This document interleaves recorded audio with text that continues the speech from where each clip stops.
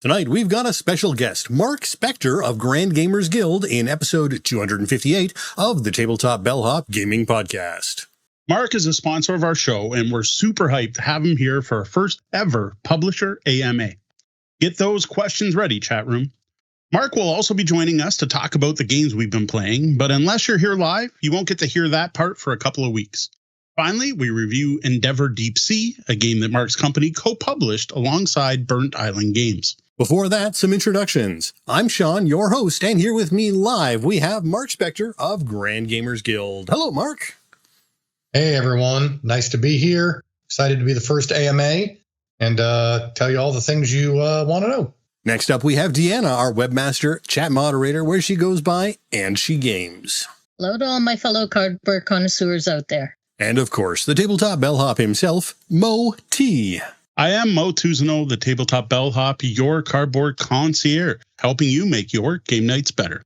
We record this podcast live Wednesday nights at 8 p.m. Eastern at twitch.tv/tabletopbellhop, and we love it when people take part and join us in the lobby, our chat room here on Twitch.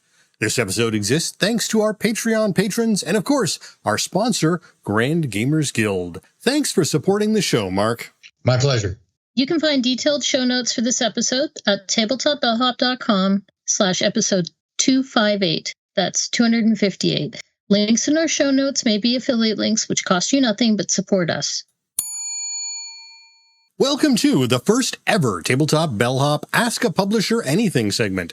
Tonight, instead of answering one of your gaming or game night questions, we are going to be the ones letting you ask questions. And we've got a few ourselves of Mark Spector of Grand Gamers Guild.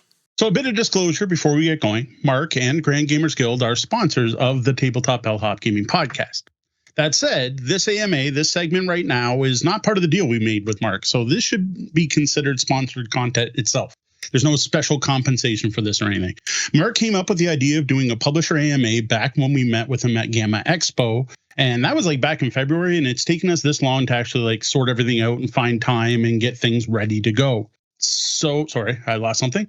And I do thank you, Mark, for getting us to do this, because we have had people asking us, one of the most requested things is that we should have guests on, or we should do interviews, or we should have publishers on. And while now we've got off our butts and done the work so that, you know, Sean has scenes set up and we know it'll work. You're our proof of concept here for potential interview, having people on and guest shows in the future. All right, cool. I'm glad to be the guinea pig. And so with that, I want to officially welcome Mark Spector, owner of Grand Gamers Guild, to the Tabletop Bellhop Gaming Podcast. Welcome, Mark. Introduce yourself, let everyone know a bit about yourself, your ties to the board game hobby, and your role at Grand Gamers Guild. Sure. So my name is Mark Spector. I am the Chief Everything Officer of Grand Gamers Guild. I like to say that I do everything from sweep the floors to sign the checks. It took me a while in my head to cobble together my personal gaming history. And when I finally did, I realized that I've actually been a gamer for most of my life. Started out role-playing with a friend who would DM for me in my teenage years. Went to college, and then all entertainment came to a standstill. Got out of college, became my own DM, and then in 2005, attended my first Origins and had my mind absolutely blown by the board game half of the hobby. Nice. But still persisted as a role-play gamer.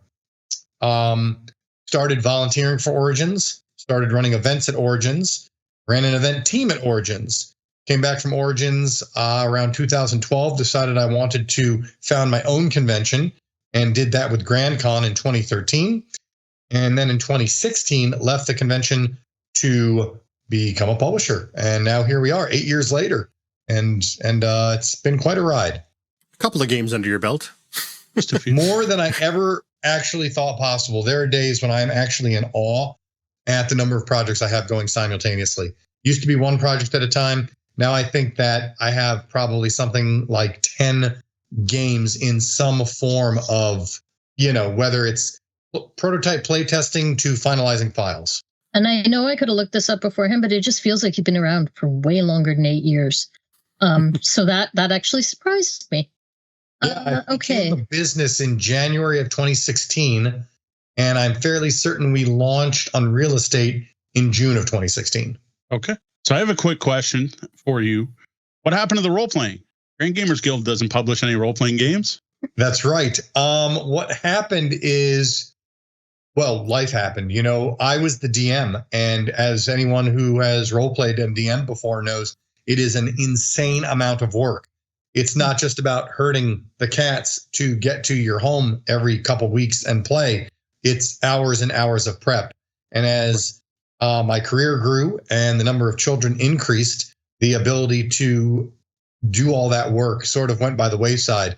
And I just gravitated towards literally a preset box of rules that I didn't have to make up myself and could absorb and then go from there. So the similar question, how about publishing RPGs though, if that was your first love?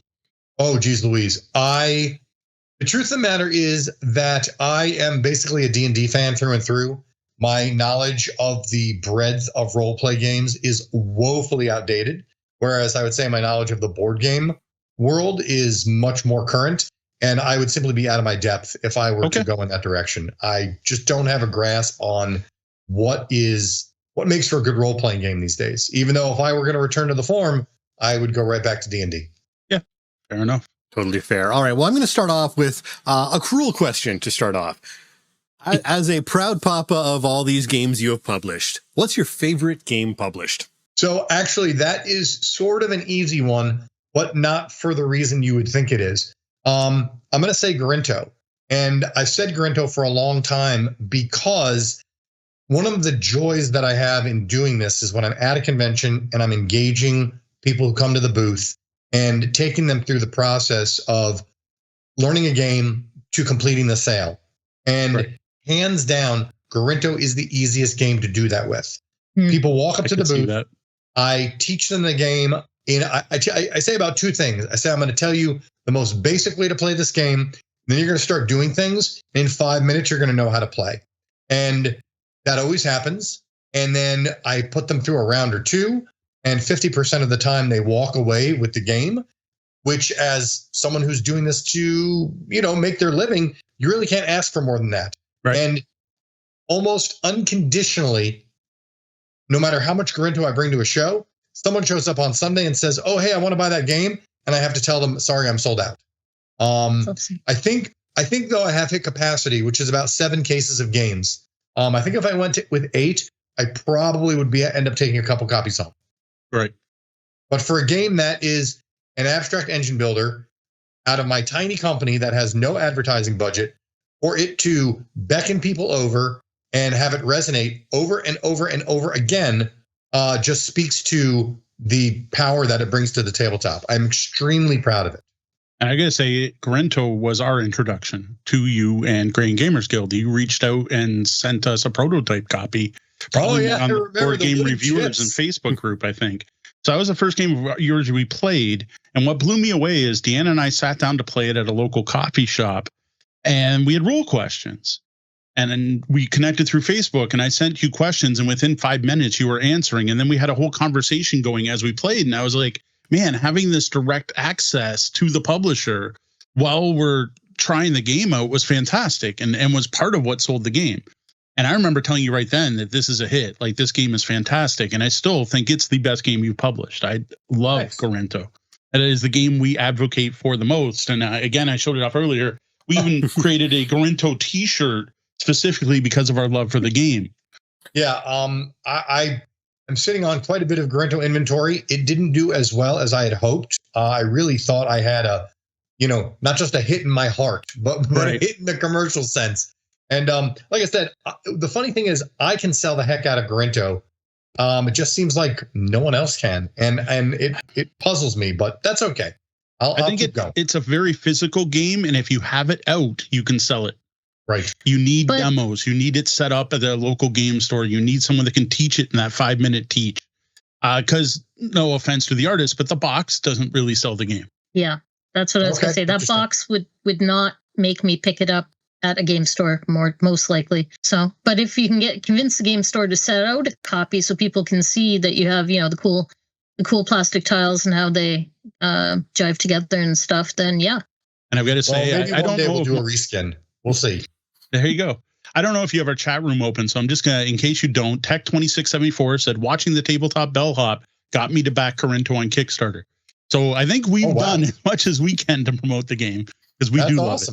Thank you very much for the support. It really means a lot. All right. Well, moving on for our next question. That was your favorite game published. Charlie Brown Windsor from our chat room is asking, what was your first game published? Oh, that was a little gem called Unreal Estate with designed by Jason Slingerland and with art by Corinne Roberts. And the way that came to be is Jason does a podcast called Building the Game. And I was listening to it one day, and this was when I was on the cusp of becoming a publisher. And he had said how he had a game that had been basically signed and returned to him 3 times. So I was in the car and I paused the podcast and I called him up and I said, "Hey, Jason, I want to look at this game that has been signed and returned 3 times. So we set up a meeting and actually ended up not signing that game, but signing a game that had kind of, in my memory, it was based on buildings, just like Unreal Estate is, but rather than being fantasy, it had kind of this Key West type energy. I don't know if you've ever been to Key West, but it had like sort of like a beachy type of vibe to it. And I dug the mechanics, but I didn't really dig the energy of the art that he was pushing. I mean, that's not the right word, but that he had prototyped with. And I had, recently become acquainted with Corinne Roberts as an artist and as a person. And she is just the bee's knees in both of those categories. And said, "Hey, Jason," and he knew who she was too. I said, "What do you think about if we get Corinne to do the art?" And basically, within 48 hours had gotten a yes, and we were off to the races. So nice. Unreal Estate is currently out of print. Tierna Nog began as a reimplementation of Unreal Estate, and then obviously took a turn to be something completely different.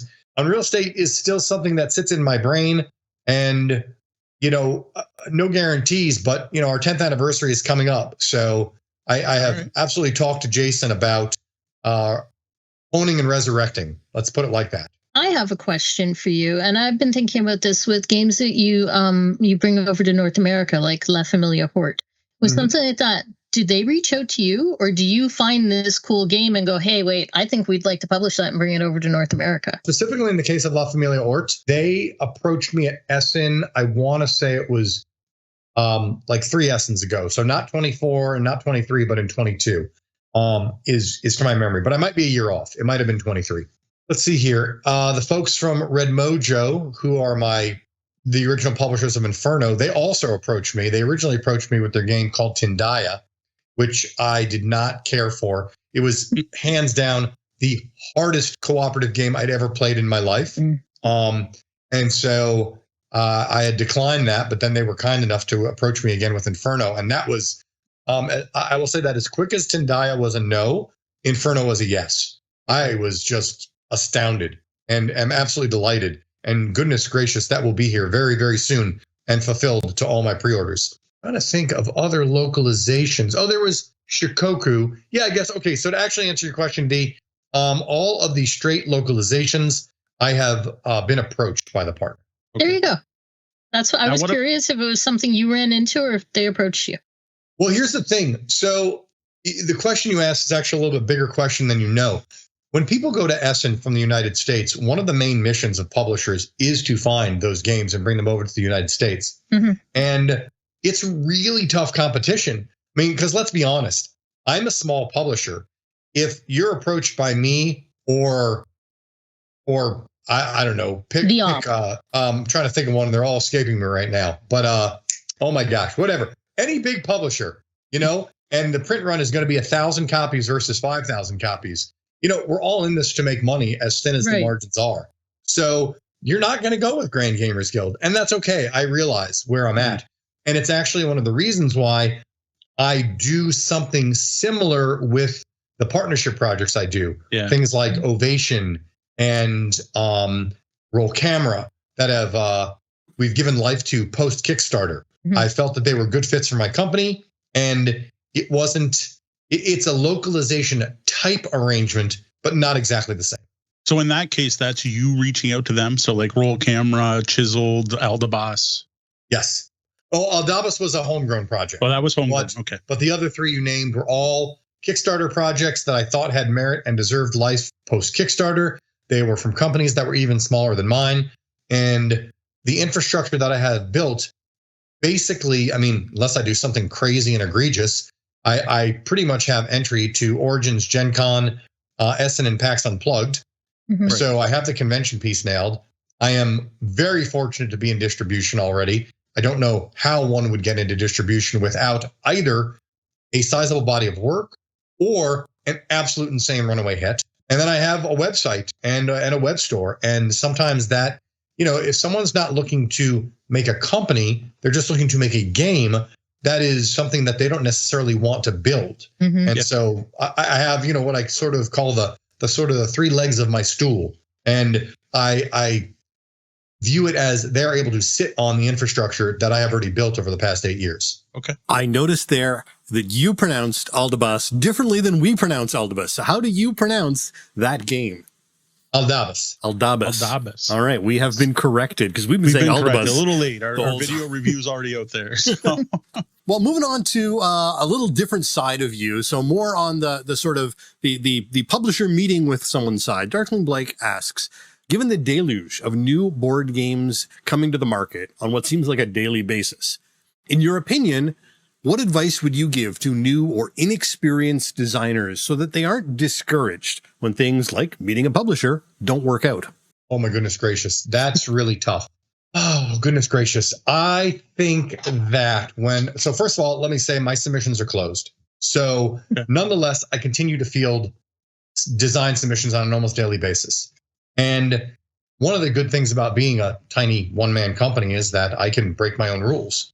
So when I think about breaking my own rules recently, it was basically for someone who, whether it was on purpose or by accident, they had targeted me and had something that fit into an IP that I already had in place, which in this case happened to be endangered. It wasn't an exact fit, but it was a cooperative trick-taking game that was animal-themed. And so I said, oh, wait a second. This might be something that I could shoehorn into the endangered world.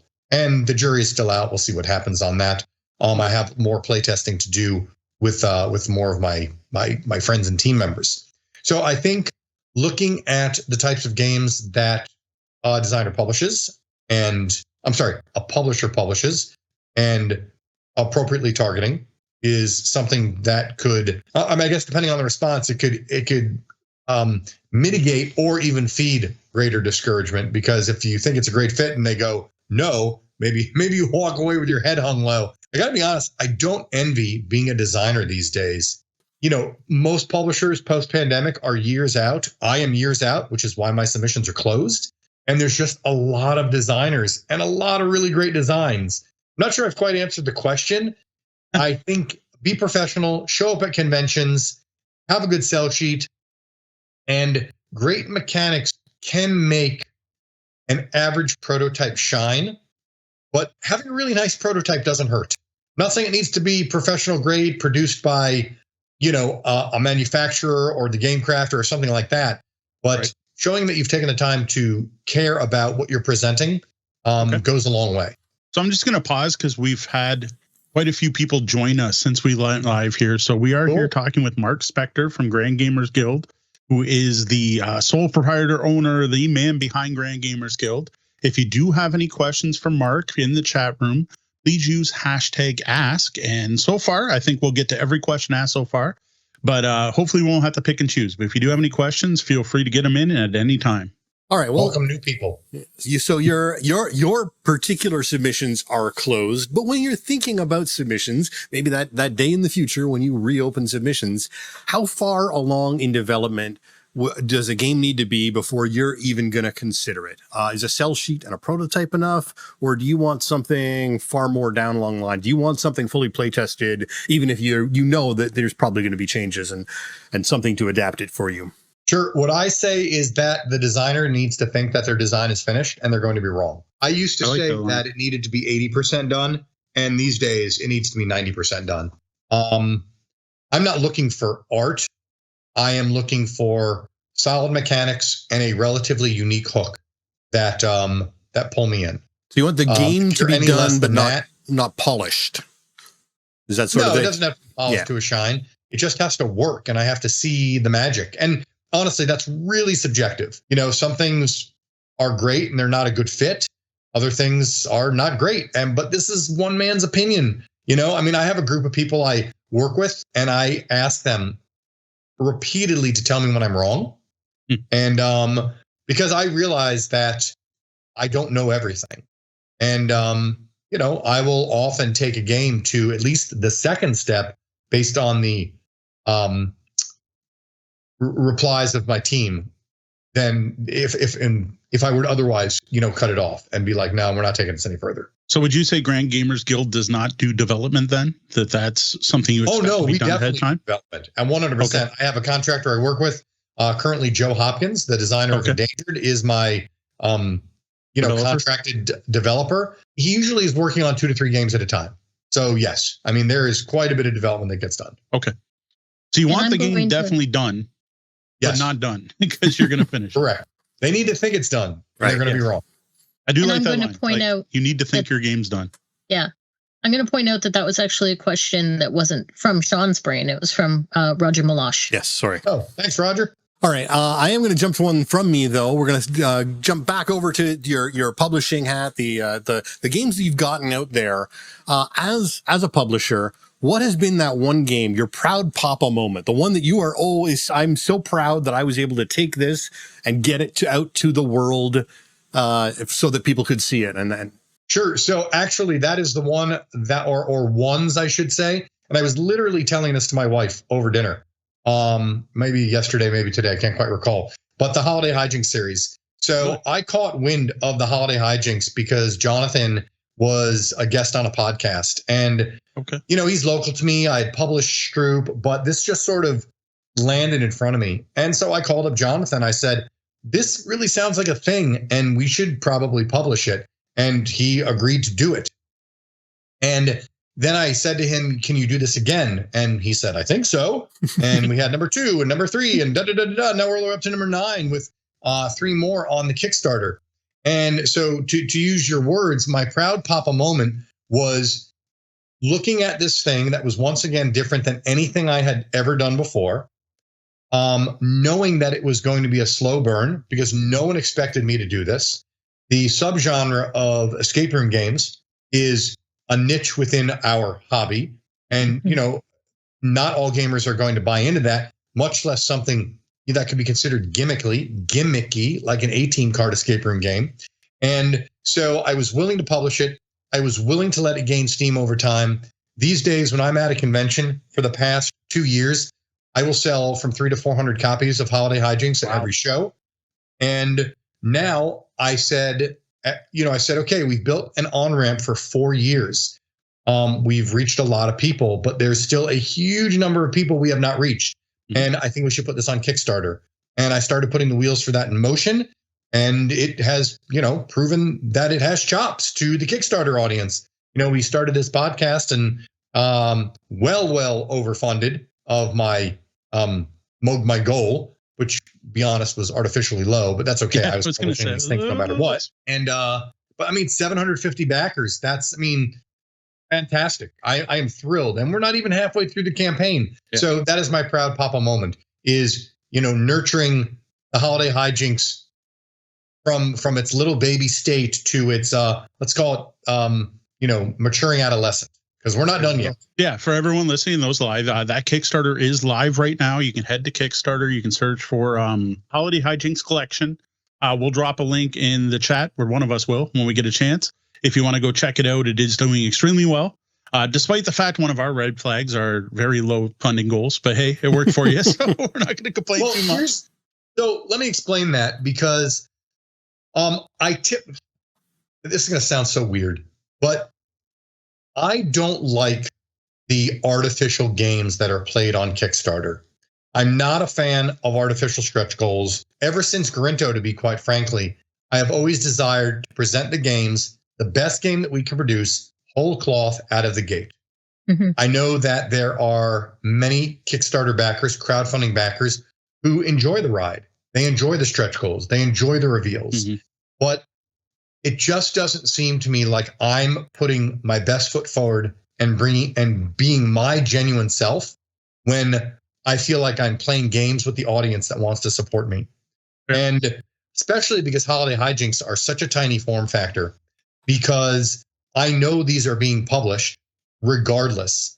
It seemed like to put an artificially high goal, it would just be silly. Now, you could accuse me of playing games in the opposite direction, because we all know that when someone goes to a Kickstarter page and sees that it's already funded, that keeps the snowball rolling, you know? But I just can't do it. It just seems so weird to me to go that route. And I don't think this is what you were doing, but the reason it's a red flag for us is that some publishers put it at such a low amount that even though they funded, they end up taking the Kickstarter down. They're like, oh, Right. we funded, but it's not doing as well as we wanted it to. So then that's not actually enough for us to even publish the game. And we had our threshold set too low. So we're going to take it down, maybe try again another time. And I'm like, why would you set it so low? Right. You know what? And that is, I've had other campaigns, like for instance, Endangered. I want to say that I set the goal for Endangered at $30,000 way back when. And that was excruciating. It was what we needed. It took forever to fund. It was painful, viscerally painful on a daily basis. I thought I had gained enough steam as a publisher to pull that off without an issue, and had put so much effort into the marketing, both within the board game industry and outside of it, as a game that I thought could reach other populations. That again, it was torture until we finally hit that goal. So, you know, there's a lesson to be learned from both ends. You know, nothing's guaranteed. And putting up a completely realistic goal can also have its challenges and its problems, because we might not even have made it. Fortunately, we did that. That's got to be nerve-wracking. We'll call it. I appreciate that your stretch goals tend to be visual improvements, non-necessary parts of the game. They're not something where people who don't have it have a lesser game. Right. It was my goal when I kickstart a game is that I am giving my backers, the people who literally put their money where their mouth is, I'm giving them some small measure of a discount and something extra that other people will have to pay for later. That is how I try to approach it. I feel like that is an appropriate way to say thank you to the folks who have shown their faith by pledging to my projects. Yeah, but you're also not giving people something that's like huge, 87,000 new modules and double the content of the original box and all these options. It's like, here's a little bonus thing. Here you get a new ship, or you get a cool looking piece, or you have custom meeples or something like that. Exactly. Yeah, we're never going to be, as a company, putting up those projects that are, you know, intended to be lifestyle games that will never get played. So at least not played in.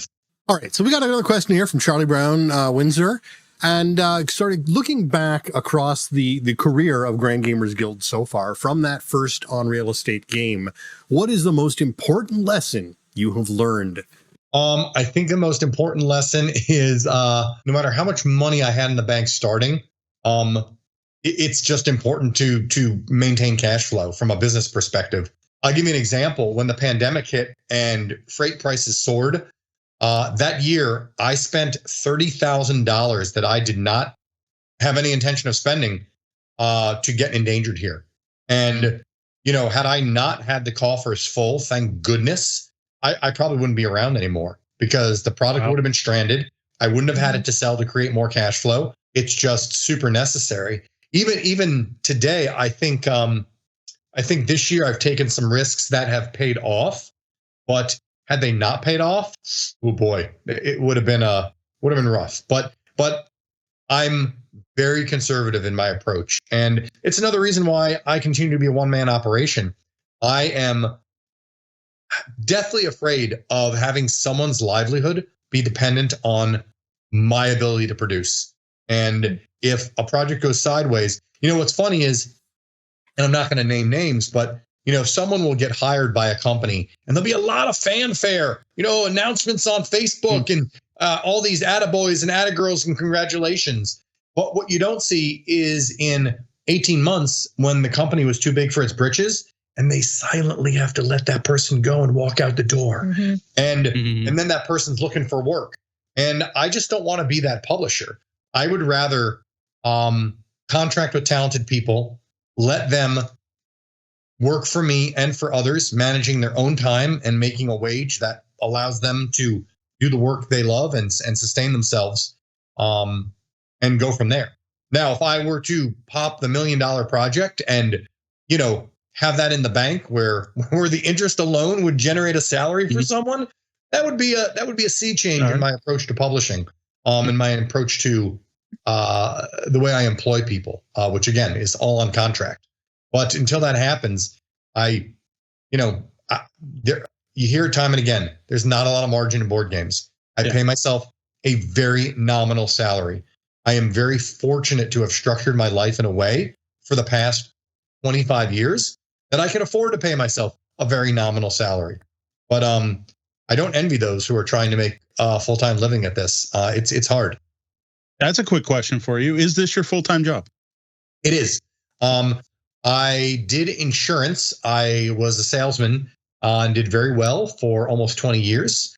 And then through a confluence of very fortunate circumstances, when I was a square peg trying to fit in the round hole of that company, I was able to leave, take a number of years to build the company. As long as things can continue steady on, I can keep doing this.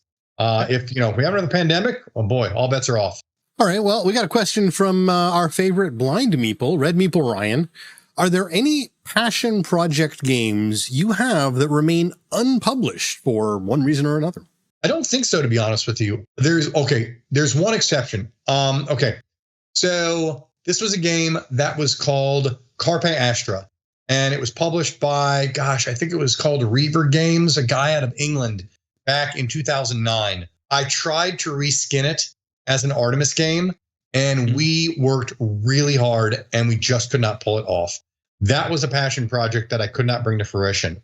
Other than that, I think every game that we have put our time and talents to has been published or is still in process, and we have not given up the ghost.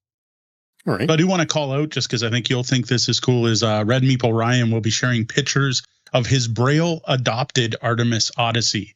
So he'll be able to share that with us. Ryan does a lot of work to make his games more accessible so we can play them. And I happen to know that he's a bit of a fanboy of Grand Gamers Guild. That's amazing. If you, I'll tell you what, if you are willing to email those to me, I would love to pop those on my social media feed. I think that would be super cool to share that with the world. All right, Ryan, just ask for Mark's email. I'll give it to you off stream. All right. Well, we got another publisher question that sort of a follow up to that earlier one, and I think we might know the answer based on your previous response. But let's see. All right. So, Roger Malash, local game designer, how much do publishers use digital prototypes like Tabletop Simulator, Tabletopia, Screentop when reviewing potential games with you? Like, do you entertain things digitally? I do not actually. I loathe being in front of a computer to play a board game. I have gone on to TTS twice, I think, in my life. I have a couple mods there that I don't really actively support. One of them is Grinto. The other actually is the first 3 Gesh cards from Tir na Nog. And that's been useful because there's been a huge amount of foreign publisher interest. And the copies I got to Europe seem to have slowly disappeared. So at least we have that as a resource for them to engage the game. But the truth of the matter is, I'm kind of old school, and I don't like playing on a computer. And I also don't believe that I can get a true sense of the experience when I'm on a computer. Mostly because I think it's going to be abominably worse. And so I won't do it. I don't enjoy it. To sort of piggyback on one of your recent shows, all of the things that come together that bias your perception of a game. If I have to sit down at a computer to play a board game, I'm already lowering the likelihood that I'm going to enjoy myself. And that's not fair to the designer. It's not fair to the design. And it's also, it wouldn't be a parallel experience to everything else that I insist be played in person. So I just won't do it. Fair enough. I know that's not what Roger wanted to hear. Everything I think about Tabletop Simulator. It's going to bum Roger out because I know he likes to prototype on Tabletop Simulator and digitally. Well, he loves it. I think I'm in the minority. I think most publishers expect it these days and are more inclined to do it. And then perhaps, they sort of tip over into saying, okay, that was decent. Let's get a physical prototype. I'm pure conjecture here. I don't actually know, but it's just not a medium I'm going to engage. In fact, it's funny, Endeavor Deep Sea and Endeavor Age of Sail, we built mods for those for exactly the purposes that you would expect. And my partner, Helena, she just knows that I'm not going to be the one engaging people over that platform. We have all of the playtests that were done were organized by Sean, one of her employees, who's a great guy and, quite frankly, an excellent liaison to that experience for the folks that he's taking it through. All right, a couple things from the chat. Just want to get caught up. So Ryan will hook you up with pictures. He also notes that he much prefers physical components. We have Time Roller, who says, enjoying the heck out of Endeavor Deep Sea. And welcome, chatters. We've got a nice full room. Now, if you do have a question for Mark, please use #ask. Yeah, my quick follow-up to that is, does this mean we are not going to see any Grand Gamer Guild games move on to Board Game Arena? So that's a really interesting question. The answer is no. I mean, to be overt, it is certainly possible that they might end up there. Okay, I'm going to get into... I know there's a lot of talk about sort of the virtuous cycle between electronic implementations and tabletop, and how one feeds the other and sales go up and this, that, and the other. My biggest problem with those is that now this is going to make me sound a little arrogant because, among my entire catalog, we're not talking about a large number of titles that are going to see outrageous amounts of success in those mediums. But let's pretend I was a wildly successful publisher and every one of my games was a hit. I feel as if those platforms are there to monetize and be profitable. And I'm giving them an asset that I spent possibly tens of thousands of dollars on that I'm not able to monetize. And I just don't feel that that is a fair equation. The other thing is that I do not have the skill or the time to implement those things myself, which means I have to hire a third party to do it. And then that person deserves to be paid. And so there's just a lot of obstacles to really making that happen. It just so happens literally yesterday that someone approached us about implementing Endeavor Deep Sea on one of those platforms. Yep. And I said, okay, here, tell me more. I'm willing to listen. But what's funny is that comes after someone who started talking to me a couple weeks ago, who I tried to validate their credentials and their ability to do so. And suddenly they disappeared. And I was like, oh, well, that's curious. Thinking, I don't really know what their motivation was. It's kind of weird to have spent that much time talking to me just to go away into the ether, but whatever. So in summary, it is certainly possible. There are many obstacles to overcome, and I'm willing to attempt to overcome them. It's just that it's hard. You need fair compensation for doing so, right? You're in the business to make business, to make money too. All right. Well, Major Kayla reached out and said, considering the pronunciation issue we already had with Aldabas, is there any game names that you regret? Or similarly, have there been any that have changed in the last minute? We were talking about Meld Snow earlier. So yeah, actually, okay, so here's a funny one. Originally, Gorinto was called Godai, Godai. And I just, in my head, I'm thinking, I love this game. But every reviewer on the planet who gets a hold of this is going to say, why in the world did he name his game Go Die? Who does that? And so I went back to Ricky and I said, we're going to do this game, but we got to change the name. So that was something that had to be changed. I will say that my team of friends and contractors sometimes makes fun of me that I do these games that are unpronounceable. Aldabas, Tirnanog, Gorinto. We have a game actually called Pasaraya that's being renamed Megamart Mogul. That's on its way. And so I have all these names that are influenced culturally, and it does prevent a barrier to the American audience that I'm primarily selling to. It also makes searching an extra level of challenge for folks. Whenever you do something that has diacritical marks that are not native to English speakers. That has like Bubakiki has a slash in it. It makes these things really hard to find. So it already is an obstacle to be found when you're a small publisher. Adding in that stuff doesn't make it any easier. But I am committed to being authentic to the game, the story we try to tell, and my vision for the product. And when we do something that is culturally ingrained, I think it's important to pay homage to the culture that it comes from. So that's what we do, even if it's a little bit cut off your nose to spite your face. I gotta say, I'll give you props, especially on a how. The amount of how's another one. Yeah, how just the amount of information in that box about Mayan culture was fascinating to me. Well, and I got to give all props to the designer. That was all his work. That was another partnership project.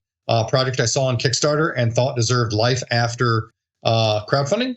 And I'm super excited. Tomasz is an amazing guy. He was in my booth at Essen and will be doing the same deal on his most recent game, Pillars of Heracles, which is similarly heavy. And what I love about what he does is this melange of history and mythology / religion that he brings together to support the game mechanics.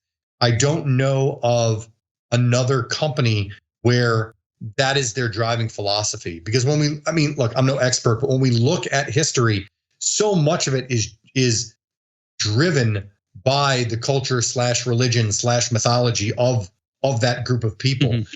And to have it manifested in the story and the mechanics of a game, I think that if he continues down that road, he's going to build a reputation for doing it exceptionally well. And also not shying away from making heavier games as a result. I think you're going to love Pillars of Heracles. He's just been smiling wider and wider. I'm just like, I'm going to go Google it in another window. I'm there.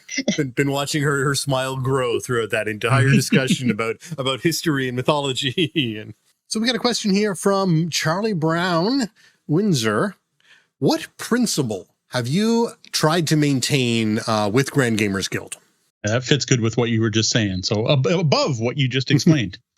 Sure. And again, I get made fun of by my team for this. I get bored really easily. I don't want to play the same kind of game all night long, and I don't want to publish the same kind of game. So whenever I engage a project, my driving philosophy is this something I haven't done before? It makes carrying my customers, backers, supporters, whatever word you want to use, from one project to the next, very difficult. Right. I mean, asking someone to play Garinto and Endangered and Artemis and Holiday Hijinks, that's 4 very different games, And so I want people to be supporters of the company and know that I'm doing my best to deliver a consistent quality product, no matter how it manifests over and over again. And to take a chance because I've built that trust with them over time. To be honest with you, I don't think I'm there yet. And I think you could see that by the wildly varying results of my Kickstarters. That is to say, Bubakiki was, from Kickstarter and crowdfunding perspective, a failure. It did like $4,000, but that is a game that I truly believe in. I don't think it was a good fit for crowdfunding, but we tried something. And I think when it gets out in realized form, because the prototype games have met with great reception at conventions. So I think once it's published, it's going to do really well. And there are many, just to harken back to what you said, there are many publishers who probably would have canceled that project and retooled. Yeah. But I am doggedly persistent. Again, a little bit cut off your nose to spite your face. But, I keep the coffers as full as I can. I'm dedicated to seeing good games made. Again, this man's opinion of what a good game is. And, and then we moved on to the reprint of Tir na Nog, which did gangbusters after a relatively mediocre GameFound campaign. And now we're in the middle of Holiday Hijinks, yet a totally different creature in my lineup of games. And it's, doing wonderful. So diversity of experience is my through line. I want to, I'm going on at length, but I want to be something like a Z-Man or a Stronghold, where you are coming to them because they have built a company is going to deliver quality, and a breadth of different experiences. Now, I think I finally figured out why Mark supports the show. It's because we actually like all those games in the full range. Then I'm like, you haven't put out a game I don't like. And I'm like, right behind me, you can see them all. I'm like, we love the Holiday Hijinks, and Deanna loves a How, and we all flipping adore Artemis Project. Like, and again, very different game styles. And Grento is still one of the best abstract games we played. Yeah, I think Artemis Project, just to riff on that a little, is the hiddenest of gems. Again, small company, didn't know what I didn't know, continued to not know what I didn't know by waiting way too long to launch the expansion. And I will never miss the opportunity again to pivot and take advantage of something that I built. I thought it had a longer tail than it did. The expansion would have done much better had I jumped on it immediately, but that's okay. It's we got more Artemis coming, so plenty more time to continue to build that audience. All right, well, I'm going to stop you right there because we have a question from the audience. Where do you want to go next with the Artemis series? And you don't even see our show notes, so you didn't even know you were leading yourself right into that question. Okay, so I'm super excited, and I'll just sort of give you a scoop, for lack of a better way to put it. Not that I think anything I say is really that much of a scoop, but Jonathan Schaefer of Stroop and Holiday Hijinks and Melding Snow fame actually designed a game years ago that he pitched to me as a riff on Unreal Estate. But when he did it, I said, Jonathan, this is like tailor-made for the Artemis universe. And he went back to the drawing board and he rejiggered everything and repitched it to me as what is currently being called the Artemis Enterprise, which is this wonderfully interactive sort of resource management. Gosh, I don't even know how to explain it. It's almost like if you've played Bazaar by Sid Saxon and that conversion of resources into another thing to accomplish goals, but then take that and mix it with the Artemis mechanics of putting colonists in buildings to accomplish things and generate more resources. And I'm not doing a very good job of explaining it, but the next thing for the Artemis universe is the Artemis Enterprise, and Joe is working on developing it. And I'm super excited, and you'll see that come to fruition in a couple of years. So sticking with Artemis, I've got a question: is what made you decide to adapt Ad Astra to the Artemis series? Because that is one of my favorite games, and no one's heard of it. Like, it is one of the biggest hidden gems. It was, I think it was Stephen Bonacore is the one that brought that to life because as part of his designer series he was trying to do with Ad Astra. And then I don't think it did very well, and no one talked about it ever again.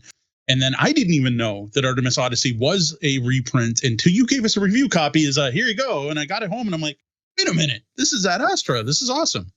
Yeah. So the way Artemis Odyssey came to be was that I was gaming. This is years ago now. I was gaming at a friend's house, and he has his shelves, and we're trying to figure out what to play next. And one of the guys there said, well, why don't we play that game? And he pulled it off the shelf, and my buddy taught it. And I just loved it. And I reached out to Bruno Faiduti and said, hey, what's the situation with this? And at that time, there actually was another publisher friend of his who had also had their eyes on republishing it in some form or fashion. But I was ready to rock and roll. And then it just felt like we could take this and put it into the Artemis universe. And so we did. All right. Well, Ryan's got another question here. Is there a game you passed on publishing that you wish you hadn't passed on after the fact? Not yet, I will say. I mean, I feel like there is one, but oh no, you know what? That's true. Okay. At the very first PAX Unplugged, I passed on what would eventually have become Tiny Towns. Okay. Which obviously I think AEG did gangbusters with. Now, I am very happy for everyone involved in that project. I do not think that it would have seen the success with me that it saw as Tiny Towns. So, I mean, in one sense, I'm sad I passed on it because would I have seen that success? Who knows? There's a parallel universe out there where maybe I published it. But it's so in the sense, I'm sad that I passed on it, but I'm just very happy that it went the direction it could go. Because what I've told designers time and again is that this is a good game. You should keep taking it forward. But it's not a good game for you and I because I can't be a flag-waving champion for this game. And if I can't be a flag-waving champion for your design, you don't want me publishing it. That's not fair. So, and as good a game as Tiny Towns was, I just didn't see the vision. So, I mean, I'm sad I didn't have Tiny Town's level of success, but I'm happy that they saw success and that, I made the right decision for me and the game at the time, which was that I could not be a flag waving champion for it. Charlie Brown Windsor's got a question here. Which product or products was the most challenging and which was the most fun? So these, quick two options. Okay, so I'm not sure this is a fair answer, but the most challenging was clearly the Carpe Astra game that I never could bring across the finish line. Just every time we fixed something else didn't work, and it was very physically fiddly. But it had some really cool things going on. We just couldn't get it to gel. The most fun one are the holiday hijinks. And here's why. Here's a little peek behind the curtain. I trust Jonathan so much in his design, development, and implementation that I do not play the holiday hijinks before I publish them. I just publish them. And the reason why that's so much fun is because then I get to play them and I get to enjoy them and I get to have the experience that all of the other players get to have. And it has been pretty much a tradition that I play them with my best friend in Chicago, and he and I go through them together. And then I get to enjoy the surprises, and I get to go on the adventure that that other people do. So I get to have fantastic. That experience. So that's the most fun. All right. Well, we just got a couple more questions here. No one else is. We're running dry in the in the chat room. So Ryan's got one, and I almost hope you don't have an answer for this. But what has been your most expensive publishing mistake? Okay, so I mean, this is sort of like conjecture unknowns. Not putting out the expansion to Artemis Project sooner was a publishing mistake. I think it would have done much better. What I'll also tell you is that at Essen this year, I probably could have sold at least 200 more copies of both Deep Sea and Tir na Nog if they existed. And so that's a lot of money I didn't make. Didn't you have the same problem with Tir na Nog at Origins as well? Yes, but see, okay. The deal with Tir na Nog, and I know I'm rabbit trailing now based on your question, Mo, is that the Game Pound campaign was fine. It was just so. And when you have a crowdfunding campaign for a game that you believe in, but that doesn't translate through, I don't have, like I've said, I keep the coffers full to take care of business. What I don't keep them full for is to wildly overprint and then pray to goodness that I'm going to actually be able to sell it. Right. Because you can't function that way. Sure, it lowers my cost per unit, but to have thousands of copies sitting in a warehouse that are never going to see the light of day is, a whole different problem. So you're not publishing on speculation. Yeah, exactly. And had it been a more robust project, I would have printed a lot more product. But as it was, I did what I did. I allocated it where it went. And what that meant was I sent 50 copies to Europe. So they would be there for Essen 2024, which wasn't, as it turned out, after it got into the world, nearly enough. Right. So yeah, like if I had a crystal ball, I easily would have printed another few thousand units, and they would have sold at Origins, and they would have sold at Gen Con, they would have sold at Essen, and they might have lasted longer in distribution. But as it was, every time Tir na Nog has appeared, it has disappeared completely. Right. In fact, I gave away my Essen demo unit to a potential foreign partner, and I came home and I had no copy. I had not even my own copy anymore. Mm-hmm. And I got really lucky in the weirdest way that another organization, another organization that had been looking at it sent it back to me. I didn't even know they were sending it back to me. And then it showed up last week.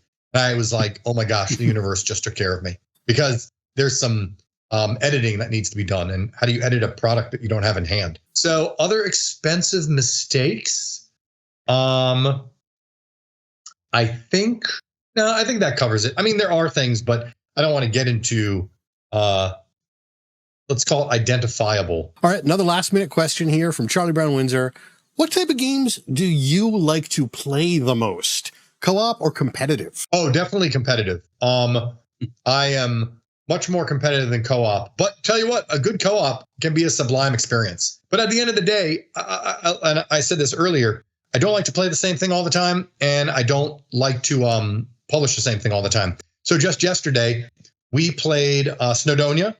We played S'mores Galore, which is a new game I'm putting out in partnership with Mighty Acorn Games. And we played The Crew, like half a dozen episodes of The Crew. So again, I'm just going to call it a couple things from the chat. We got Time Roll said Roll Camera has great table presence. Also calls out how as great. Just some of the non-questions that are going by. Time Roller also says, thank you very much for answering these great questions. Hey, it's absolutely my pleasure. We talked, like you said, we talked about it a few months ago. It seemed like a fun opportunity. And actually I was inspired by Dee's AMA. I was like, oh, hey, why can't I do this too? This would be fun.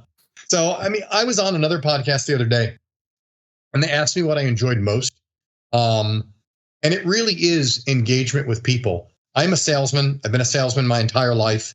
And again, just harkening back to that Garento example, taking people from engagement to understanding to that aha moment to the point where they feel empowered to make a purchase because they can proudly go home and teach the game to their friends and their game group is unparalleled joy. It really does make the entire thing worth it. All right, well, talking about salesmen and aha moments, what is the story behind the name Grand Gamers Guild? Oh, okay. So Grand Gamers Guild is, well, the gamers part is easy. The grand part is because I'm from Grand Rapids. The guild part is a little bit more of a story in that way back when I lived in Belgium for 4.5 months. And if you've ever visited Brussels, the Grand Place in Brussels is surrounded by, it's an amazing square, and it's all these guild houses. And the original approach was meant to be the idea that you were becoming part of something bigger than yourself, and that you were unlocking secrets, and that you were part of a guild for gamers. And so that was the idea. It turns out that manifesting that through programs and initiatives was a little bit beyond what I was able to accomplish. We tried some things that didn't work. And anything you initiate needs some, needs some support, needs money, needs to be fed and watered and given sunshine so that it can flourish. And I was, I just bit off more than I could chew. So obviously you don't change the company name, but you change direction. And I hope that people, still can appreciate it. And I also wanted to avoid that, adjective animal games, that so many companies engage. One of the things I love that you do with Grand Gamers Guild, and I don't know if you're the one behind this or it's one of your contractors, is how much you change up your company's logo based on the season or the holidays that are coming up or something. I always get a kick out of seeing, the Grand Gamers Guild cloaked figure changing every few weeks. That was something that I pushed way back when Josh Capel was my graphic designer. When we changed graphic designers, because Josh decided to work exclusively for Helena's companies, that slowed down. Then we temporarily sped it up again, trying to manipulate the logo on a much more frequent basis. But like any one-person initiative, it became a little too much. So we calmed it down. We have our standbys that we go through. I love manipulating the logo. I think we really, the logo was originally designed by Chris Kirkman of Dice Hate Me Games. And I think unintentionally, he created a logo that is very manipulable, if that's a word. Okay. And so just kind of got lucky through a confluence of circumstances. All right. Our final question is there anything that you would like to promote or talk about before we wrap this up? Yeah, sure, of course. I mean, obviously, I want to talk about the Holiday Hijinks Collector's Box Kickstarter that's going on right now. It is doing extremely well and can continue to use your support over the next couple of weeks. Beyond that, just subscribe to my newsletter, jump on the Facebook page. Although I'm not a fan of social media, it really just kills me that people say they want to hear from us and then the social media algorithm decides whether or not they actually can. So jumping on the newsletter is probably the most important thing you could do because that's our direct line to you. Is there a quick link for the newsletter that we can share? Sorry? Is there like a grandgamersguild.newsletter? Is there a quick link? If you go to grandgamersguild.com, it's right at the top of the webpage. It's right at the top, yeah. And you can just plug it in and confirm, and boom, you're off and running. Beyond that, when you're talking to Grand Gamers Guild, you're almost unconditionally talking to me. If you send me an email, if you send me a Facebook message, it's almost always me. So I appreciate that. Just reach out if you have a question after this show.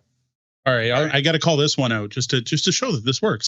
Charlie Brown Windsor, I am backer 752 for Holiday Hijinks. Your appearance here tonight. So thanks, man. I really appreciate that. Thank you. Yeah, I'm just going to say that there will be links to everything we've been talking about in the show notes. Awesome. All right. Do you have anything else you want to add there, Mark? Oh, yeah. You know what? Actually, let me do an additional plug for Inferno. Inferno is on its way.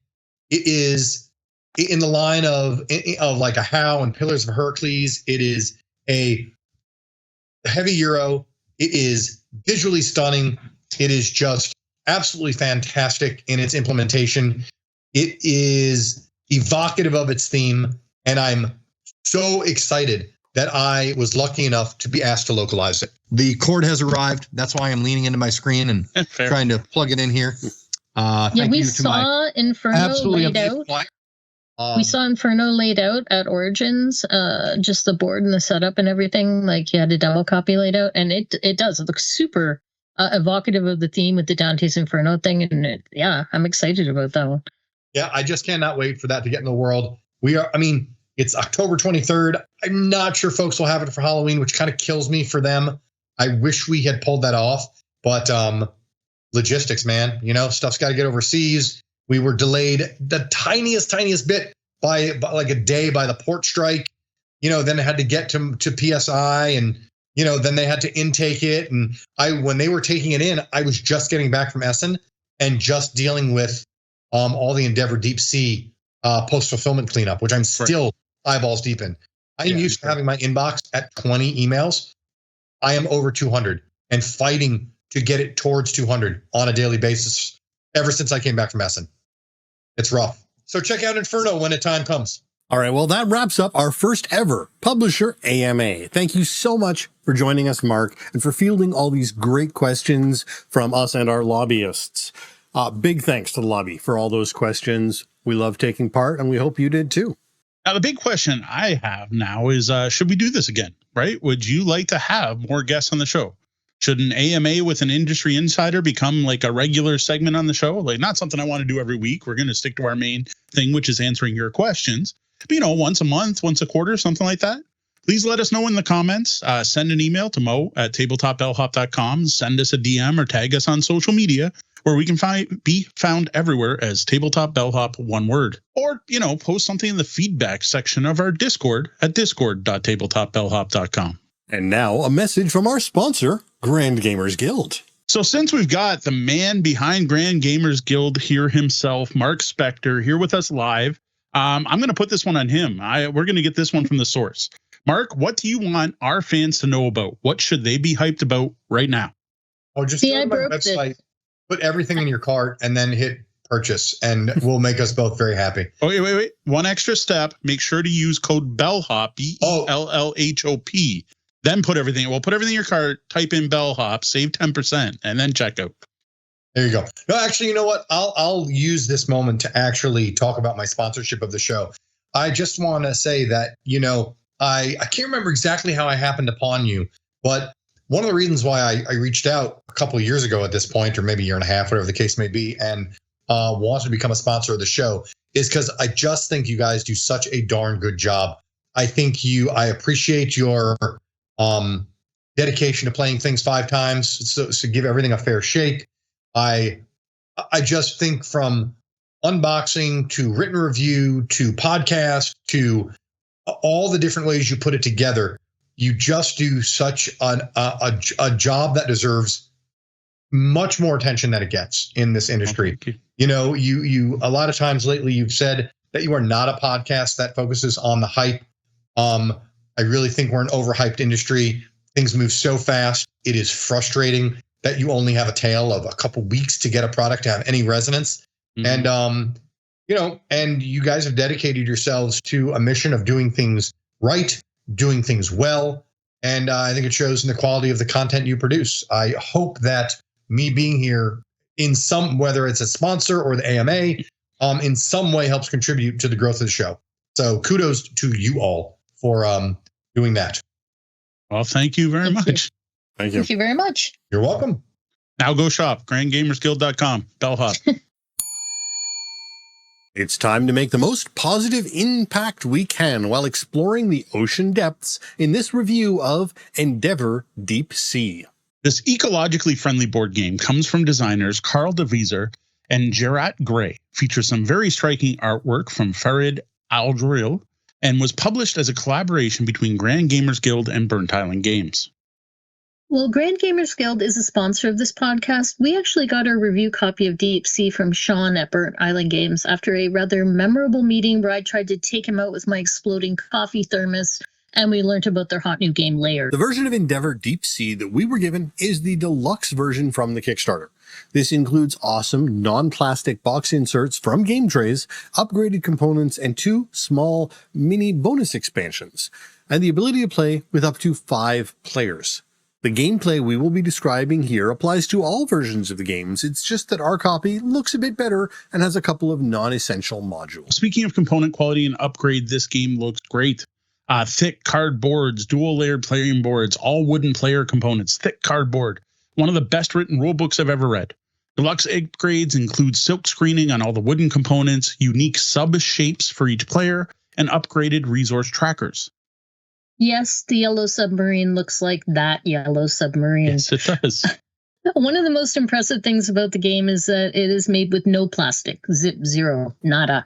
Our copy came wrapped up in brown paper instead of shrink, and while the game does come with great game tray inserts, which at a glance look like plastic, they're actually made of bagasse, which is a sugarcane byproduct. Now, another thing to note is that this game shares little in common with the previous Endeavor games. The designers are the same, and the core mechanic of drafting a tile, getting activation tokens, then using them to activate your tiles is the same, and you are tracking 4 resources which affect those actions. There isn't much crossover after that. Plus, there's also the significant move away from the problematic theming of the earlier Endeavor games. These games are so different that Endeavor Deep Sea is a totally standalone entry on Board Game Geek and is not even listed as a version of Endeavor or Age of Sail. Now, the first step to playing Endeavor Deep Sea is choosing which scenario to play. The game comes with a ridiculous number of different scenarios, 10 in total, each of which plays quite differently from the other. The scenario will show you how to set up the starting ocean tiles, which may involve drawing some random tiles. Each scenario lists 3 different goals, as well as providing an impact map, which works like a video game style level up or tech tree. The goals help make each scenario feel very different. They range wildly and include things like exploring certain depths, taking certain actions at specific depths, collecting research papers, and so much more. Players each get a board that shows 5 tracts. Your reputation, which lets you recruit better team members, inspiration that gives you additional activation discs, coordination lets you use your team members more effectively, ingenuity, which determines how far you can move and how deep you can explore, and research, the one spendable resource in this game. Note, in sticking with the theme, you will not be exploiting the oceans at all. The only thing you take from it is research, which you will use for conservation and to publish papers. Now, each round in Endeavor, players work their way down their player boards, taking the following steps.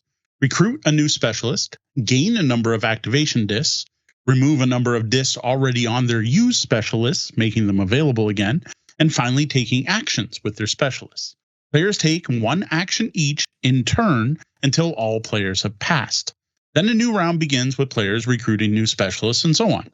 At the end of the 6th round, the game ends and you add up your points. Every player starts with a team leader who is capable of doing all the actions in the game. Additional specialists will be able to do their own actions or a set of actions, with many offering multiple choices.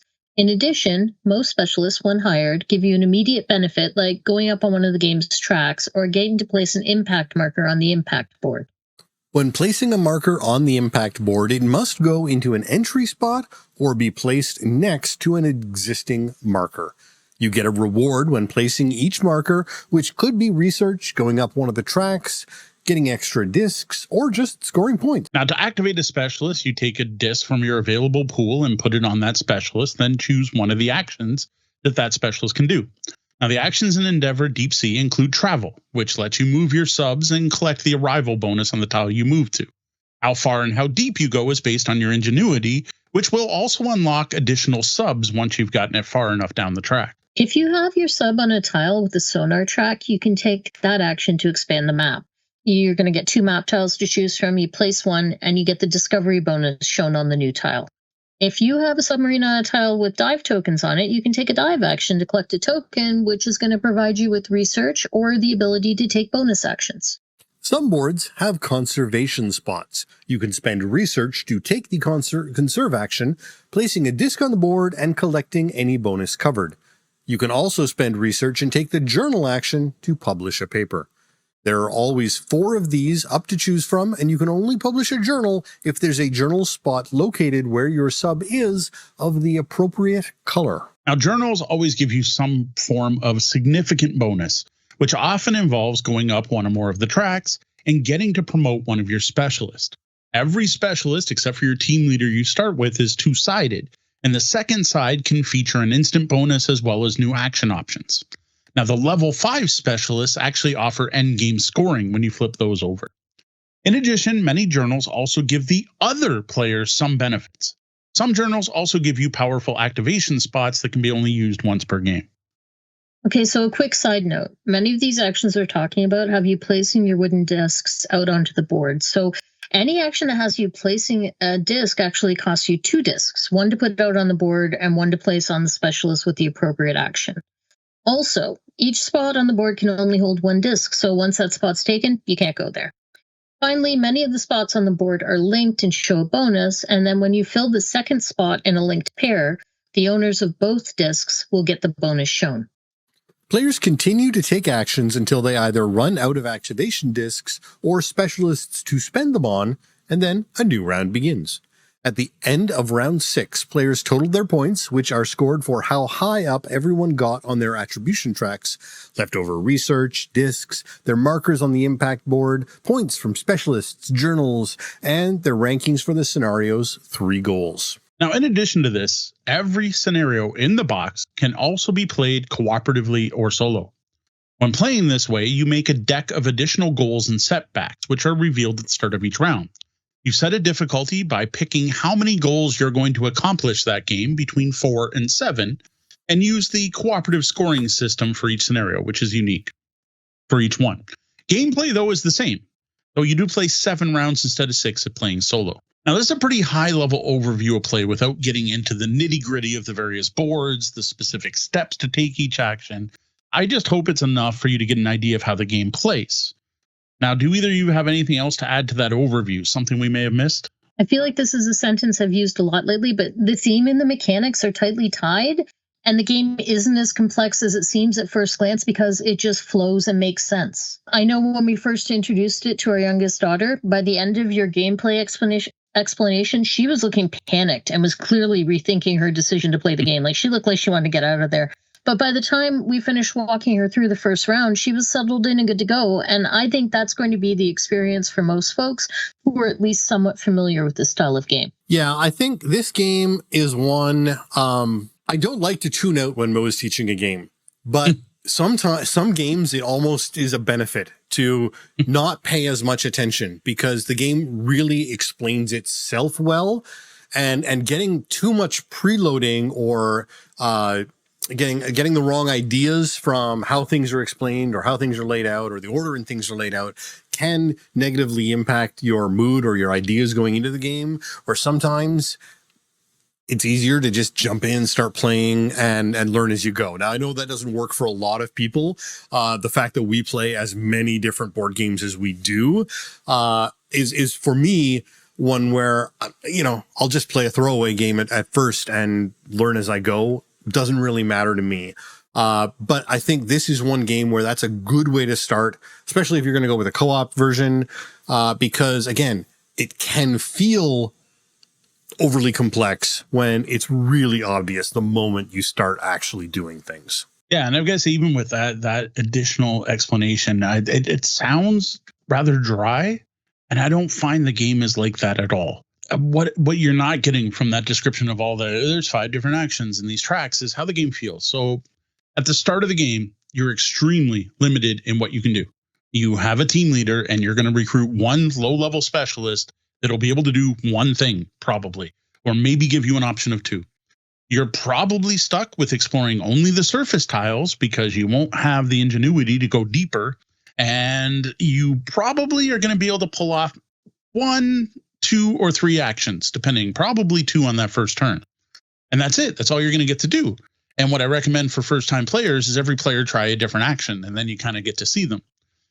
Then things start ramping up, right? You're like, okay, I can't do much. We're just going around the surface. We're kind of looking. All I can do is the stuff that's right available to me right here. I can explore. I can maybe go help the coral reef over there, but that's it. But then things start ramping up. You recruit a new crew member every round. So your pool of options and resources grow. You're going to increase the number of actions you can take by increasing the tracks, and the board starts to grow as people take the sonar action. And here in that mid game, you really get this feeling of exploration and discovery. You're watching everything expand in front of you. And you start getting these feelings of accomplishment when you pull off like a 3-step move that helps further your goals. I'm like, I moved over there and I got the Tithe token to move my other sub here to publish this paper. Like, you get to feel the strategies playing out. And then you kind of notice you're halfway through the game that, we haven't really touched the impact board. Like, that's supposed to represent what we're doing in the game, right? And there's these things we're trying to score on. And yeah, like, I got to publish the most papers, but I've only published 2. And it's like, man, I'm doing things, but it doesn't feel like I'm doing enough things. Like, I don't have enough this. And I've got to say, almost every game, you'll have one turn where you just don't do a lot. And that seems to happen to every player. Sometimes it's turn 1, sometimes it's turn 3. And you're like, oh man, we're not getting far enough. But then those last 2 rounds of the game super ramp up. Everything feels like it's opening up. You've now got a solid team with lots of options now. The boards have filled in, and there's lots of places to go and lots of things to do. The impact board finally starts filling up, and you're starting to see some actual progress there. And the focus kind of shifts to, what can I do to score points? Now that we're out here and I've got these options, now I'm looking at that board going, okay, what are the 3 goals? Is a goal I can focus on?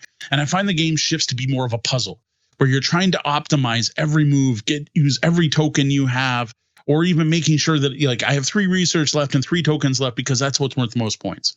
And one thing that sticks out every single time we play is how much longer the final turn is compared to that first turn. There's just this huge feeling of escalation in this game, and I love that. Yes.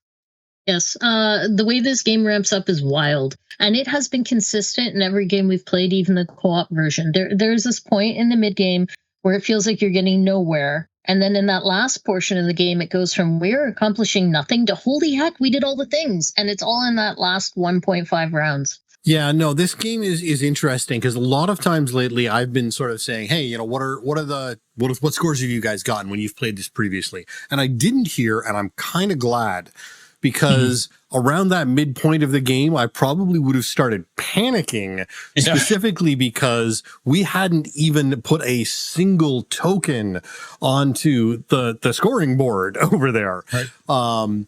And yet, sure enough, all of a sudden things started, tumbling and all the things sort of came together at that end game. And it's really interesting how it does that. Now, I will say the game does feel less epic and a little less feeling of escalation exploration with 2 players. You just don't get to explore much or as much. Like, there's plenty of options, like right on the starting tile, which every scenario we played, and I know it's not true for all of them, but all the scenarios we played started with the same starting tile. There's lots of spots to put this on that. And with 2 players, you can just sit on the starting tile for a while and keep doing things that are actually worth doing. And you probably won't even get that deep because you don't need to. That is, unless you're playing a scenario where you're going to get rewarded for going deep. Now, the advantage of playing 2 players, though, is you can hammer out a game in less than an hour. So it's a bit of a balancing act, right? Like, if you want a nice quick game and get that feeling, a bit of exploration, you can do that with this game. But personally, I'd rather play with more people. And honestly, the more the merrier. I enjoyed the game most when everyone was competing for everything and I was forced to move and I was forced to explore, and there would be nothing to do if someone didn't take a sonar action. And I liked being able to the scarcity of publishing spots on the board. So if I want to publish a paper, I've got to go find somewhere to be able to do it. And there's more competition for them, as opposed to being able to do whatever I want whenever I want, which is more what it felt like at the lower player counts. It's totally playable at 2, but I did find it more enjoyable with 3 or 4, and it did feel a little tighter. Now, I also enjoyed this one co-op. Even more so than with the standard game, I really felt that ramp up and that sense of despair in the middle of the game. Our last co-op game, by the end of the 4th round, I thought maybe we'll get 3. And if we're really lucky, we'll get our target of 4 goals and actually win, but not do as well as we could. But then the last turn, with everyone working together, we managed to finish a total of 5 goals. And the amount of coordination and cooperation just felt rewarding. Like for the last round, we basically sat there and had a group meeting to decide what each of us would do, so we could barely squeak out the goals. And when we did, it felt fantastic. Now, I've said it before, I don't want a cooperative game to be easy, and this is definitely not easy. And I liked that. I liked that feeling of desperation. Yeah, it felt like it was in the sweet spot for co-op difficulty level, and we're talking about having to work together to decide what each player is doing, but it really felt more like we were having a group meeting than quarterbacking, which I appreciated. I don't know. I probably won't be shocking too many people if I say I prefer to play the competitive version of the game. Like it is not awful as a co-op game. It's fun and it's challenging enough, but I would rather be playing competitively. This one is interesting for me because I've only played competitively in a 2-player game, but it felt, because of the nature of it, because you're researching, you're not taking anything, you're not hurting the ocean, you're really, everyone sort of benefits. When you do research, other people benefit from it as well. Sometimes there is a cooperative-esque feel to the competitive game that I really like. And as much as I don't mind competitive co-op games at all, I play a lot of co-op games and really enjoy them. This one actually felt, to me, better as a cooperative game, with that sense of cooperation within the competition. You are scientists competing to research, but you're all at the same time working together to improve the ocean. I will say, with more players, I get what you're saying and I agree with it, but with more players in the competitive mode, there's a little bit more, you're blocking someone from doing a thing. Yeah. You're intentionally going and taking a goal so they can't get it. That sort of thing. So it does feel a little less like a happy cooperative space in that way. So I will call it the one thing Sean mentioned there. What I do like is when you're playing competitively, there's no way not to help the other players. There are a lot of mechanics in the game where, again, by publishing a paper, most of those papers have a benefit for everyone else. Most of the worker spots have these connections, and you're going to put it there. Someone else can come in and put the next spot and get a benefit out of it as well. So there is a bit of that there, and that's actually by design. Now, another part I liked, especially as a game teacher, is how easy this is to play. That's something that our gameplay overview might have led you to believe, that this is a meaty, heavy game. But despite looking as busy as it is, it's really not. Now, part of that is the escalation, right? Because at the beginning, you're very limited in options. Like, yes, you can do any 5 of the options with your captain, but you're stuck with your other action. That's not all of it, right? There are only the 5 actions there, and each action is very simple. Like, move a piece and get a reward. Draw a token from a stack and look at it. Spend research to get a reward, or explore the board. Like, that's pretty much it. And really only 2 of those are at all complicated, because spending research to publish paper, you got to like match the colors and you got to pick the one you want. You got to make sure you have the research. And honestly, the dive tokens, each of the dive tokens, well, not each, most of the dive tokens allow you to take bonus actions. So like that's in there. There's like a little extra there, like, oh, you might get bonus actions, but like it's so simple to do each of them. And what I like to do when teaching, though Sean, I guess, tunes out, so maybe it's not the best way to teach a game, is I put the captain out and then pretend I'm taking each action with the captain. And I'm like, all right, am I captain? I'm going to move. I'm going to captain. And I have learned since teaching Sean that I'm better doing that with the board out and physically doing it and showing people what discs I'm putting out. And I like that, because the other thing is the iconography in the game is very clear. It's very clear if there's a spot to publish a paper. The sonar tracks look very similar and so on. You can clearly see what the different actions are, but they're a bit small, which leads to the biggest problem we have had with Endeavor Deep Sea. And I'm going to let Deanna take it from here. I like the iconography. Like Mo said, it's very clear. I don't need a reference card to refer back to. There's not a lot going on and it all makes sense. But everything is very small and you can't see it from across the table. You have these map tiles and there's a lot going on in these map tiles. Like they're pretty, they're thematic. They're cute little jellyfish swimming around and little tiny divers and lots of detail, which is nice. But some of the icons and the numbers that you need to read are quite small. So the busyness of the cute art on the tiles doesn't help with that. And depending on your seating placement, once you've built this large grid of map tiles, and the map tiles are pretty big, some of those tiles can be really far away at the far end of the table, and that does not make it easy to see them. And it does get better with game familiarity, like things are color-coded and they have a consistent look to them. So you can guess that down there is a sonar space because they're all in a line. And you can tell that there's a dive action because there's dive tokens there. And you can probably make out that that's a publisher journal spot. But see the arrival bonus? No. And like you can see there are conserve actions down there, but you can't make out the amount of research required. And there's no way you can read those numbers. So you have to be asking people at the other end of the table. So, okay, so there's some conserve down there, but how much research does it take? And this was not just me, but also our daughter Gwen and my mom, who both wear glasses, and they are by no means blind. They both complained about not being able to make things out on the far end of the table. So my workaround was to sit in the middle of the table with the map tiles as close to me as possible, laid out right in front of me, and that pretty much works. I had a great seat. Once I sat in that spot, I could easily play the game. I could see everything I needed to see. Might have to, the fifth row down, because you go 5 rows deep. Some of that was harder to see, but I'm not going into the fifth row as often. Hey, but that works for me as one person. Everyone else at the table needs to stand up and peer across the table and ask other players for info or be really eagle-eyed. The one thing that impacted me, now again, as a 2-player sitting across from each other on opposite sides of the table, none of this was really an issue because we both kind of had the ideal seating position aside from inverted.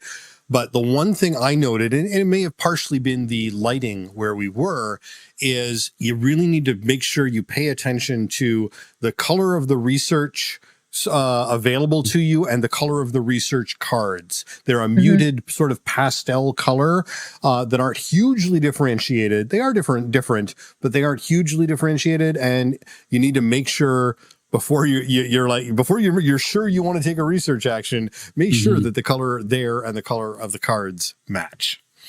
Yeah, your mom had a hard time with that one. She kept trying to publish papers she couldn't publish because of that. Now, there is some iconography on there to differentiate them, but again, it's muted, right? It's not really bright.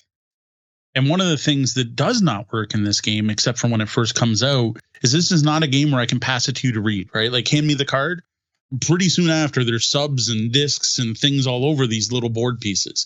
And I don't know if there's a fix, right? Like, if you had made everything bigger, the game is a bit of a table hog. I wouldn't say it's terrible. We played much worse, but it does take up quite a bit of room, especially if you build the whole 5x5 grid of these tiles. If those were even like half an inch bigger, then it would be a table hog. It might not even fit on my 4x4 table. And you wouldn't want them smaller. So I don't know. I don't have a quick fix for this one. Just realize you may need to lean over and ask people questions like, hey, what's that say? Is there a dive action? What color is that paper I can publish over there? Which is okay. I just hate doing that in a competitive. It's better in co-op. I hate doing that in a competitive game because it gives away what I'm going to do.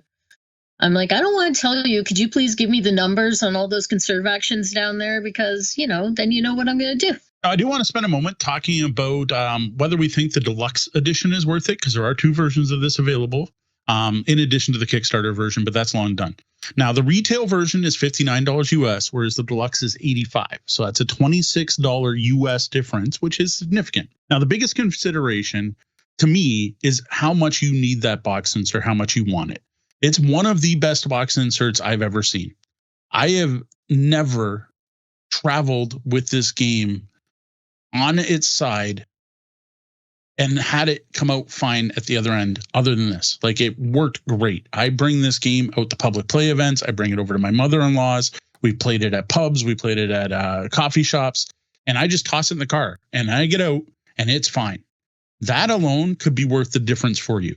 if you often bring your games out, if you go to your friend's house to play, or if you play at public game nights, or you play at the local game store, if you're traveling with your game, that might be enough to justify that difference, because a good box insert is not cheap. Yeah, that box insert is a solid win. If you want to bring this game out, travel with it across town, whatever, you want that insert. I will say one of my favorite parts of the game, component-wise, is the specialist tray, but that comes in the standard edition. That's in both. Yeah, there's a lot of good in this game. And again, don't forget this, even though these are game trays, they are bagasse, which is sugarcane bits, not actual plastic. So again, an environmentally friendly game about being friendly to the environment. Next big upgrade is the ability to play 5 players. And honestly, there's groups out there with 5 people who refuse to break into smaller groups. Only will play games with 5. They're a 5-player group, and we're going to play 5-player games. Well, if that's the difference between it hitting the table or not, that's going to be a big thing for you. Then you have the fact that Deluxe has 2 extra scenarios. It's 1 extra scenario sheet, 2-sided.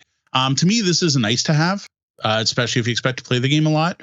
But remember, every scenario in this game, you get 8 normally, can be played co-op, competitively, and solo.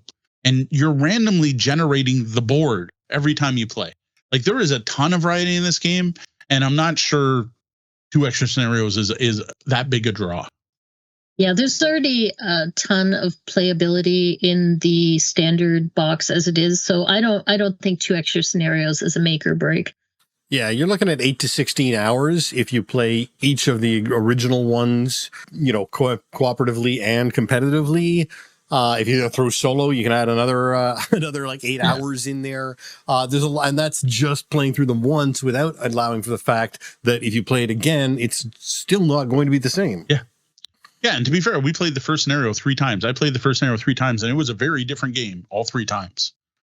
Like, honestly, I remember saying it when we first did our first thoughts on this. I would have been happy with the game with 1 scenario, because it was that variable just with the 1 scenario. Mhm. Every scenario after the first, to me, feels like a bonus. Now there's the mini expansions. There's 3 of these. I like them. I think they're cool. They add something to the game, but like, they're not necessary. Like, to me, they were total icing on the cake, and wouldn't be a key reason to decide for me. I'd be like, I'd buy the deluxe edition for another reason, be like, oh, cool, I got these 2. And then the component upgrades are the same thing. Now, maybe these will matter for people with accessibility issues as they are shaped pieces, but that only actually applies to the trackers and the subs. I don't know how much they would actually help with vision issues, but that might be a concern. To me, this is the biggest cool but not needed part of the deluxe edition. Oh, I dig those subs. They're adorable. My little green frogs. All right. Now, honestly, the biggest deal is those individual player trays. Like, they're just so functional. And not only are they great in the box, and we've had 100% success rate with traveling with the game, but you put it out on the table and it's good to go. It's good to play. They're just very functional, perfect game trays. Overall, I really like Endeavor Deep Sea. It's really good. This is up there with my favorite games of all time. It has completely replaced Endeavor Age of Sail for me. Though again, I will repeat, comparing the 2 isn't really that fair. They're very different games. But I probably won't break that one out again. I adore the feeling of exploration and discovery in this game. Like, the other day when working on these notes, I realized I've never won. I have never won a game of Endeavor Deep Sea. Well, I guess technically we won our cooperative game together. I actually tend to come in second last when we're playing. And you know what? I don't care. Like, for me, the game is about the journey in this particular one. I just love exploring the boards. Yeah, I agree. I love this game. It's just plain fun. It's super enjoyable, though I do care about my final score. I'm definitely not one who cares about final scores, and this game is great for that.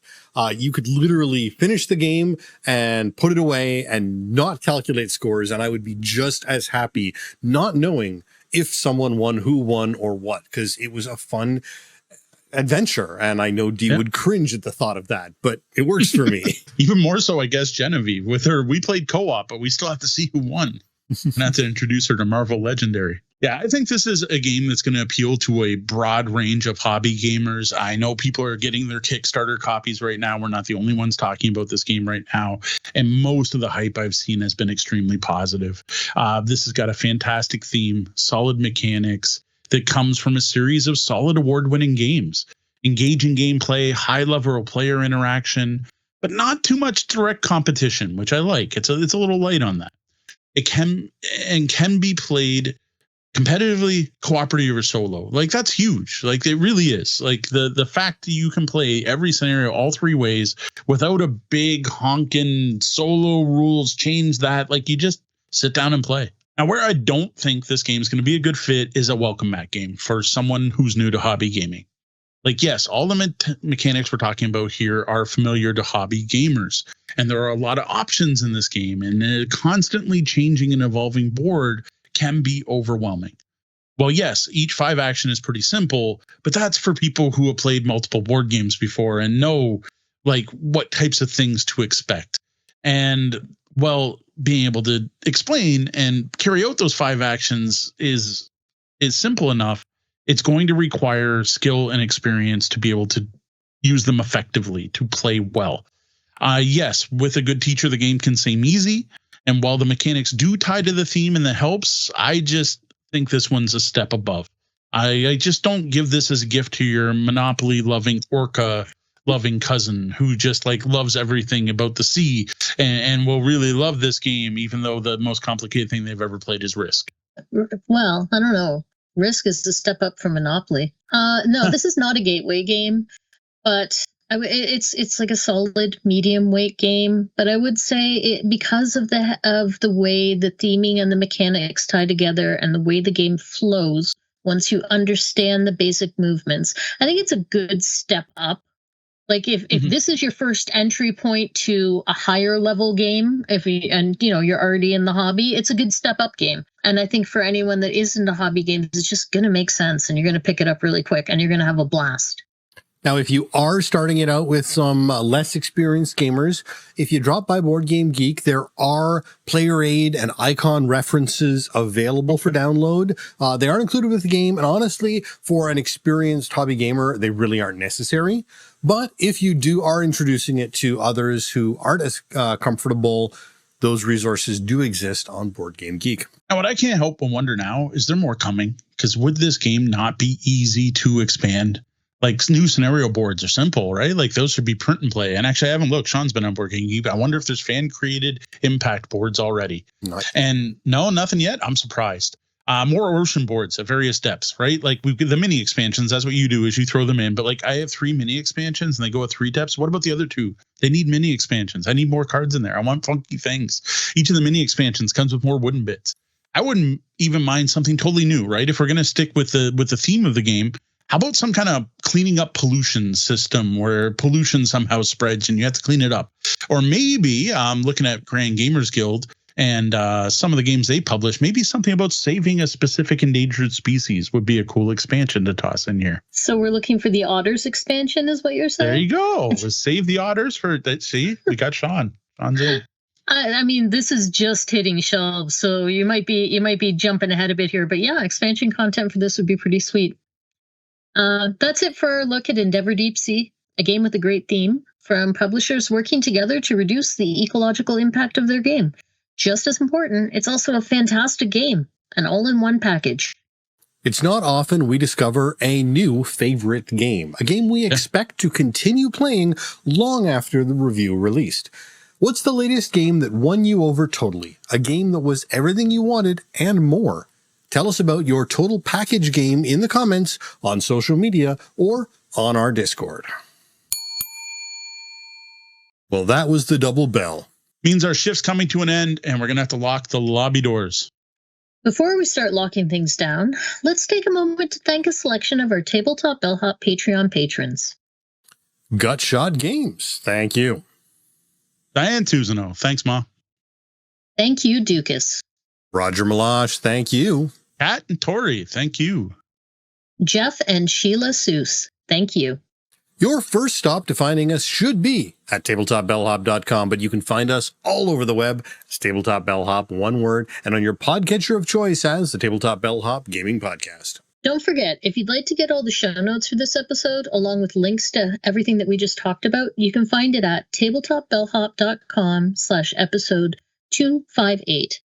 Once again, get all the show notes and links over on our website at tabletopbellhop.com/episode 258. If you have any questions that you'd like us to answer in our Ask the Bellhop segment, please reach out either by email or just messaging us on Instagram. Thank you so much for joining us today. And if you like what you heard, I would love it if you post a review on iTunes. And while you're there, subscribe to get notified of upcoming episodes. Something else you can do that I think helps us more than all of that, actually, is to tell your gamer friends about our show. Spread the word. Point them to the articles and reviews on the blog. Share a link to our YouTube channel. Tell them where to subscribe to our newsletter, etc. Word of mouth can be a powerful thing. That's all for tonight. For the Tabletop Bellhop Gaming Podcast, I'm Sean. I'm Deanna. And I'm Mo. Thank you. And And game on.